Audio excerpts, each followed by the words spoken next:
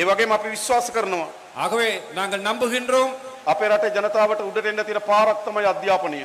எமது மக்களுக்கு தனது வாழ்வை கொஞ்சம் உயர்த்துவதற்குள்ள வழிதான் මම දන්නවා මේ ප්‍රදේශ ජනතාව எனக்கு தெரியும் இந்த பகுதி மக்கள் තමගේ දරුවන්ට උගන්වන විශාල වෙහෙසක් දරනවා. பிள்ளைகளுக்கு கற்பிப்பதற்காக மிகவும் கஷ்டப்படுகிறார்கள். අපි ආණ්ඩුවට උපරිම සහාය දෙන්නම්. நாங்கள் அரசாங்கத்திலே உயர்ந்தபட்ச உதவியை செய்திருக்கிறோம். මේ ගම් දියුණු වෙන්න இந்த கிராமங்களை வளர்ப்பதற்கு දුප්පත්භාවයෙන් ගොඩ එන්න வறுமையிலிருந்து மீளெழுவதற்கு දරුවන්ට හොඳට උගන්වන්න පටන් ගන්න ඕන. பிள்ளைகளுக்கு நன்றாக படிப்பிக்க நாங்கள் முயற்சி எடுக்க வேண்டும். ගොඩනැගිලි නැත්තම් අපිට කියන්න අපි හදලා දෙන්නම්.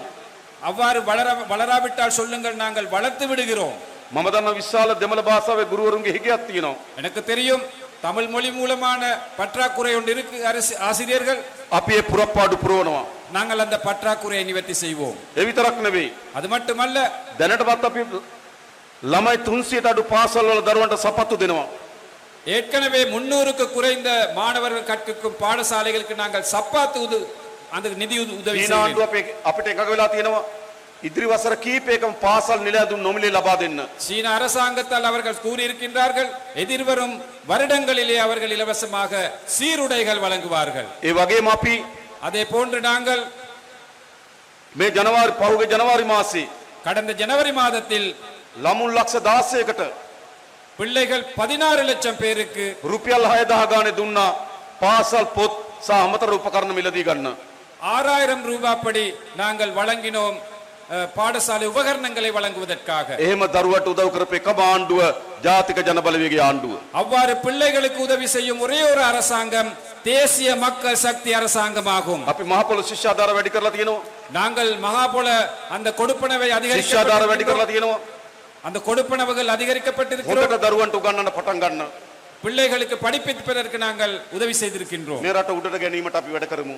இந்த நாட்டை மேலெடுப்பதற்காக நாங்கள் நடவடிக்கை எடுக்கின்றோம். ඒ වගේම තමයි அதே போன்றுதான் මම දන්න විශාල අමාරුවෙන් ජීවත් වෙන ජනතාවක් ඉන්නවා. மிகவும் கஷ்டமான நிலையிலே வாழும் மக்கள் வாழ்கிறார்கள் இங்கு. රුපියල් 8500 අස්වැසුම 10000 දක්වා වැඩි කරා. 8500 கிடைத்த அஸ்வசும 10000 ரூபாய் வரை அதிகரித்தோம். 15000 අස්වැසුම 10500 දක්වා වැඩි කරා. 15000 கிடைத்த அஸ்வசும 17500 வரை நாங்கள் அதிகரித்தோம். ඒත් අස්වැසුම ලැබිය යුතු ஆனால் அஸ்வசும கிடைக்க வேண்டிய නොලැබෙන කණ්ඩායමක් ඉන්නවා. கிடைக்காத மக்கள் இருக்கிறார்கள். ලක්ෂ 4ක් ඉන්නවා. 4 லட்சம் பேர் இருக்கிறார்கள். අන්නේ පවුල් ලක්ෂ 4ට அந்த 4 லட்சம் குடும்பங்களுக்கு ජුනි මාසේ ඉඳන් අස්වැසුම ලබා දෙනවා. ஜூன் மாதத்தில் இருந்து அந்த அஸ்வசும கொடுப்பனவு கிடைக்கும். අපි වැඩිහිටි දීමනාව වැඩි කරා. நாங்கள் முதியோர் அங்க கொடுப்பனவு அதிகரித்தோம். වකුගඩු රෝගීන්ගේ දීමනාව වැඩි කරා. சிறுநீர் வருத்தம் உள்ள அவர்களுக்கு கொடுப்பனவு அதிகரித்தோம். වැටුප් වැඩි කරා. சம்பளத்தை உயர்த்தினோம். විශ්‍රාම වැටුප් වැඩි කරා. ஓய்வூதிய சம்பளத்தை உயர்த்தினோம். අස්වැසුම් දීමනාව වැඩි කරා. அஸ்வசும் கொடுப்பனவை உயர்த்தினோம். සෞඛ්‍යයට ලංකා ඉතිහාසයේ වැඩිම මුදල වෙන් කරනවා. சுகாதாரத்திற்கு வரலாற்றிலே ஒதுக்கக்கூடிய அதிகூடிய நிதியை ஒதுக்குறோம். ජනතාව බලා ගන්න ආණ්ඩුවක්. மக்களை பராமரிக்கும் ஒரு அரசாங்கம். ඉස්සර තිබ්බේ මොන වගේ ආණ්ඩුද? கடந்த காலங்களில் இருந்தது எப்படியான அரசாங்கம்? മന്ത്രി වෙනවා. ஒரு உறுப்பினரா வருவாரு, ඇමති වෙනවා. அமைச்சரா வருவாரு, ජනාධිපති වෙනවා. ஜனாதிபதியா வருவாரு. ඒගොල්ලෝ ඔක්කොම බෙදා ගන්නවා. அவர்களே எல்லாமே ஒதுக்கி கொண்டார்கள். අපේ ආණ්ඩුව එහෙම නෙවෙයි. எமது அரசாங்கம் அப்படி அல்ல. ජනාධිපති ලැබෙන බොහෝ දේවල් අත්හරිනවා.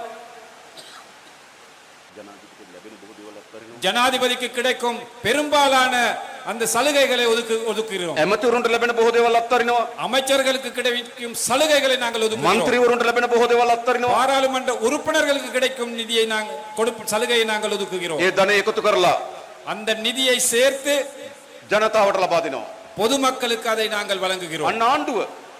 அதுதான் அரசாங்கம். ඒක තමයි අපි හදලා තියෙන ආණ්ඩුව. அதுதான் நாங்கள் கட்டியெழுப்பிய அரசாங்கம். මහජනගේ ධනෙ සතයක් හොරකම් කරන්න නැති ආණ්ඩුව. மக்களுடைய பணத்தை 1% களவெடுக்காத මහජනගේ அரசாங்கம். ධනෙ සතයක් නාස්ති කරන්න නැති ආණ්ඩුව. மக்களுடைய நிதியை 1% வீணாக்காத அரசாங்கம். අවුරුදු 70කට පස්සේ 76 வருடத்திற்கு பின்பு හොරකම් කරන්න නැති, திருட்டுத்தனம் இல்லாத, නාස්ති කරන්න නැති வீண்விரயம் இல்லாத ආණ්ඩුවක් හදලා තියෙනවා. ஒரு அரசாங்கத்தை ඒක அமைத்திருக்கிறோம். තමයි පළමු ආණ්ඩුව ලංකාවේ හොරකම් නාස්තිය නැති. இதுதான் இலங்கையில் முதலாவது அரசாங்கம் ஊழல் மோசடி இல்லாத அரசாங்கமாக இருக்கிறது. දැන් මොකද්ද අපි කරන්න ඕන? நாங்கள் இப்ப என்ன செய்ய வேண்டும்? මේ කරච්චි ප්‍රාදේශ සභාව, இந்த பிரதேச சபை தேர்தலிலே මේ පුනගර ප්‍රාදේශ සභාව, இந்த கரச்சி பிரதேச சபை, பூநகரி பிரதேச சபை, පච්චිතලේ පල්ලි ප්‍රාදේශ සභාව பச்சிலைப்பள்ளி பிரதேச சபை කාටද දෙන්නේ අපි? யாருக்கு வழங்குவோம்? පරණ අයටද? பழைய உறுப்பினர்களுக்கா?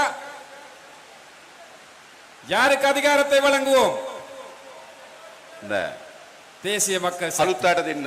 புதிய தலைமைத்துவத்துக்கு வழங்க வேண்டும். මහා ආණ්ඩුව හොරකම් කරන්නේ නැහැ. මහා ආණ්ඩුව හොරකම් කරන්නේ නැහැ. மத்திய அரசாங்கம் களவெடுப்பதில்லை, ප්‍රාදේශ සභාව හොරකම් කරන්නේ නැතුව ඉන්න උනා. பிரதேச சபையும் ஊழல் மோசடி இல்லாமல் இருக்க මහා ආණ්ඩුව வேண்டும். නාස්ති කරන්නේ නැහැ. மத்திய அரசாங்கம் வீண் விரயம் செய்வதில்லை, ප්‍රාදේශ සභාව නාස්ති කරන්නේ නැතුව ඉන්න උනා. பிரதேச சபையும் வீண் விரயம் செய்யாமல் இருக்க வேண்டும். මහා ආණ්ඩුව වැඩ කරනවා.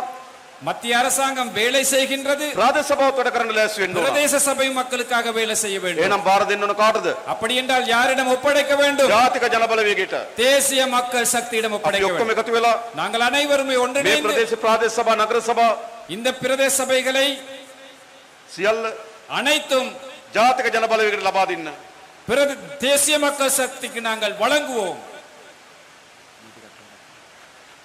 එනිසා අපි ආරාධනා කරනවා. ஆகவே நாங்கள் அழைக்கின்றோம், අපි ඔක්කොම එකතු වෙලා நாங்கள் அனைவருமே ஒன்றிணைந்து අලුත් ප්‍රාදේශ සභාවක් හදමු. ஒரு புதிய பிரதேச சபை அமைப்போம். මහා ආණ්ඩුව වගේම மத்திய அரசாங்கத்தை போன்றே ගමේ ආණ්ඩුවත් වැඩ කරන கிராமிய அந்த பிரதேச சபைகளும் வேலை අපි செய்யும். ඔක්කොම එකතු වෙලා நாங்கள் அனைவருமே ஒன்றிணைந்து මේ රට ගොඩනගමු. இந்த நாட்டை கட்டி எழுப்புவோம். අපිට විශාල බලාපොරොත්තුවක් තියෙනවා. எங்களுக்கு பெரிய எதிர்பார்ப்பு ஒன்று මේ இருக்கு. රටේ දුප්පත්භාවය තුරන් කරන්න, இந்த நாட்டின் வறுமை ஒழித்து கட்ட, දරුවන්ට හොඳට උගන්වන්න, பிள்ளைகளுக்கு நன்றாக படிப்பிக்க, නිරෝගී සම්පන්න ජීවිතයක් දෙන්න, சுகாதாரமான வாழ்க்கை கொடுக்க வேண்டும், ඉසට හොඳ නිවහනක් දෙන්න, நல்ல ஒரு வீட்டை வழங்க வேண்டும், සහෝදරත්වයෙන් ජීවත් වෙන රටක් හදන්න.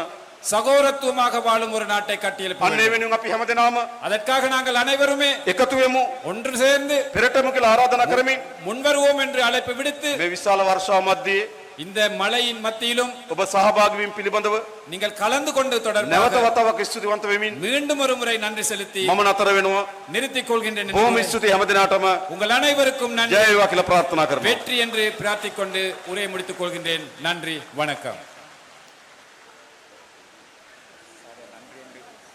ஆம், நமது கௌரவ தோழர் ஜனாதிபதி அவர்களுக்கு நன்றிகளை கூறிக்கொள்ள வேண்டும். நிச்சயமாக இந்த கொட்டும் மழையிலும் நீங்கள் காத்திருக்கின்றீர்கள், குழந்தைகளோடு காத்திருக்கின்றீர்கள் இந்த எமது அன்பான தோழர் அவரின் உரையினை கேட்பதற்காக. அந்த வகையில் உங்கள் அனைவருக்கும் நன்றி கூற கடமைப்பட்டுள்ளோம் தேசிய மக்கள் சக்தி சார்பாக. நிச்சயமாக ஒன்றை உறுதியாக குறிப்பிட்டிருந்தார், தேசிய மக்கள் சக்தியினால் உருவாக்கப்படுகின்ற பிரதேச சபை உள்ளூராட்சி மன்றத்தினால் கொள்ளைகள் மாத்திரமின்றி ஊழல்கள் செய்யாது இருப்பது மாத்திரமின்றி வீண் விரயமும் நிச்சயமாக இருக்காது என்று உறுதிமொழியினை குறிப்பிட்டிருந்தார். ஆம், ஆகவே நீங்கள் தேசிய மக்கள் சக்தி சார்பாக போட்டியிடுகின்ற வேட்பாளர்களுக்கு வாக்களித்து உங்களது வெற்றியினை உறுதி செய்ய வேண்டும். இது தேசிய மக்கள் சக்தியின் வெற்றி அல்ல, உங்களின் வெற்றி, உங்களது கிராமத்துக்கான வெற்றி என்பதனை நீங்கள் மனதில் கொள்ளுங்கள். ஆகவே மீண்டும் மீண்டும் உங்களுக்கு எமது மனமார்ந்த நன்றிகளை தெரிவித்துக் கொள்வதில் பெருமகிழ்ச்சி அடைகின்றோம். நன்றி.